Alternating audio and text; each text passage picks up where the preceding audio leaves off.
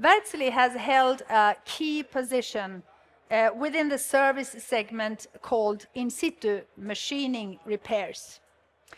You will be listening to Johannes Roberts, project manager at Wärtsilä Sweden, who will present their on-suit repair capabilities. Welcome, Johannes Roberts. Thank you. Hello. Yes, working fine. Thank you. Yes, hello everyone. I'm going to make an effort to try to link what we are showcasing in the tent just outside with those beautiful words about enabling society.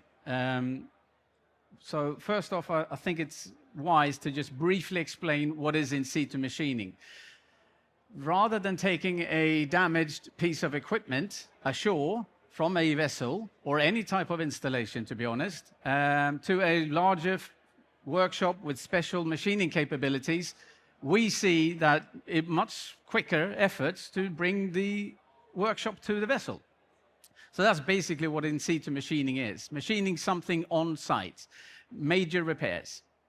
So I would like to try to link our strategy with the next slide. Not really working, I'm afraid. Now, so we have 5 strategic streamlines in Wärtsilä, and I want to focus here today about the first one, the purpose, really, because technology and innovation is something very important in order to stay ahead in any type of machining repairs. So it started out in Gothenburg some 25 years ago under the name of C-Serve, and then further on into Wärtsilä. We have grown ever since then, and we are today from an in-house support function, honestly, to something today we see as part of a life cycle variable in a larger sale in both agreements and in normal services. So we're aiming now to productize this specialized, let's say, major repair area. We're located all around the world in strategic places, but it's quite fun to know that just across the waters here, you have the technical center for this type of engineering skills in Gothenburg. We are by far the largest of our colleagues around the world, but we are collaborating as soon as we have any type of major repair damages. We consolidate our efforts and pull both machinery and people from the best location suitable. I think rather than just trying to explain the benefits of in situ machining, I would say imagine downtime of a vessel with a broken down crankshaft, for example. That can take several weeks, even months, to be back in operation. So comparing that by maybe 1-2 weeks of disassembly of that engine, and then additional week or even 2 weeks in repairing, machining on board rather than sending the equipment ashore, we have reduced the downtime by, well, a lot, to say the least. And I believe we, as part of the maker, have a very good position in these types of repairs because we know how far we can push our own product. We would say we repair the unrepairable.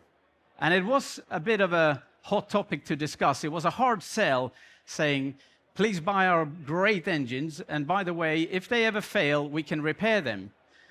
But we have been able to do that for many years, over 2 decades now. So I would say now aligning ourselves with a greener future, focus on the life cycle for each and every product, it makes sense to openly discuss these types of major repairs.